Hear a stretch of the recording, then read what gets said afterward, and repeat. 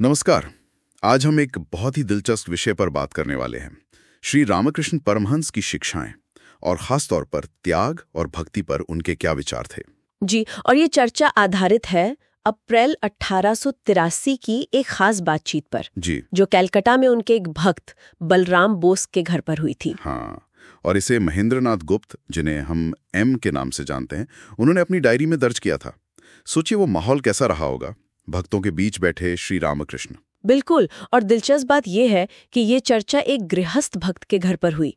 तो हमारा मकसद भी यही है कि इस बातचीत से समझें कि रोजमर्रा की जिंदगी जीते हुए आध्यात्मिक रास्ते पर कैसे चला जा सकता है। सही।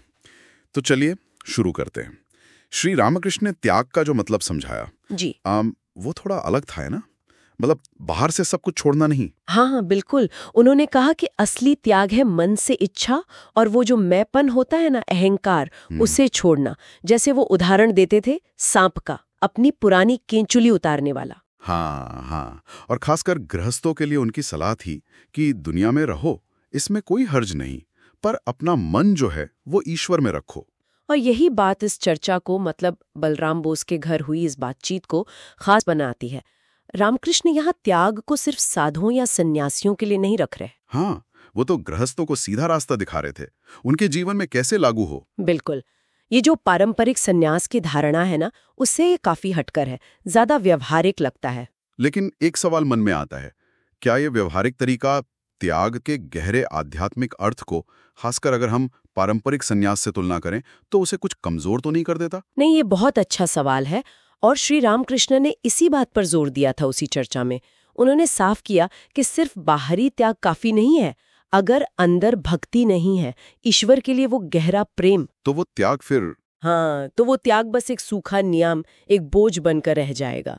उन्होंने कहा भी था, जैसे मछली पानी के बिना तड़पती है ना, वैसे ही भक्ति के बिना त्याग अधूरा है, नीरस है। तो उन्होंने व्यावहारिकता और गहराई दोनों को बखूबी जोड़ा। अच्छा, तो फिर घर गृहस्थी वाले लोग इसे अपने जीवन में कैसे उतारें?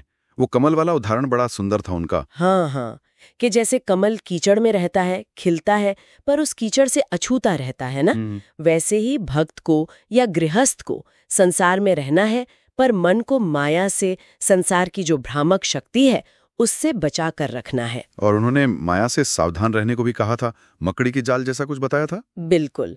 उसी बातचीत में उन्होंने माया की तुलना की थी मकड़ी के जाल से, जिससे निकलना फंस गए तो मुश्किल है।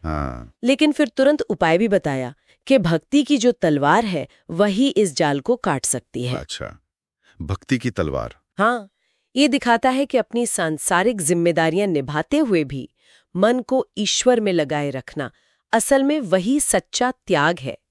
ये दुनिया से भागना नहीं है, बल्कि जागरूकता और विवेक का रास्ता है।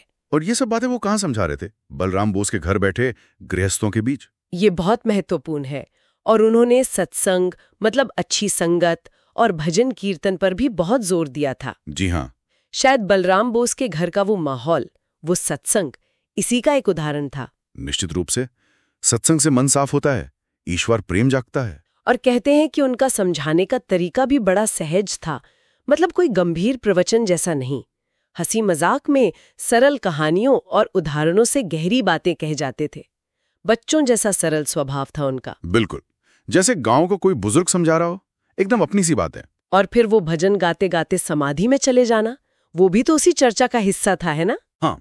और उनकी यही अवस्थाएं, समाधि में जाना, उनकी बातों को एक अलग ही वजन देती थी, एक अनुभवजन्य प्रामाणिकता।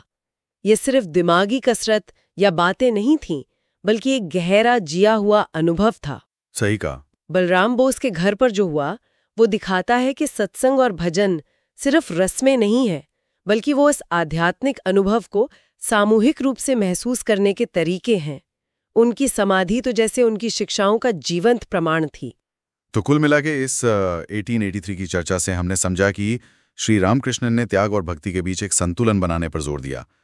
बाहरी कर्मकांड या दिखावे से ज्यादा जरूरी है मन की अवस्था और ईश्वर के प्रति सच्चा गहरा प्रेम। हाँ, चाहे कोई सन्यासी हो या गृहस्थ, उनकी शिक्षाओं का सार यही है कि जीवन की भागदौड़ और अपनी जिम्मेदारियों के बीच रहते हुए भी कैसे अपने मन को ईश्वर से जोड़े रखें। और ये मार्गदर्शन आज भी इस भागदौड़ भरी दुनिया में उतना ही प्रासंगिक लगता है। बिल्कुल। शायद पहले से भी ज्यादा। और जाते जाते एक विचार सबके लिए छोड़ जाते हैं। श्री रामकृष्ण का वो कमल के फूल वाला उदाहरण याद है ना?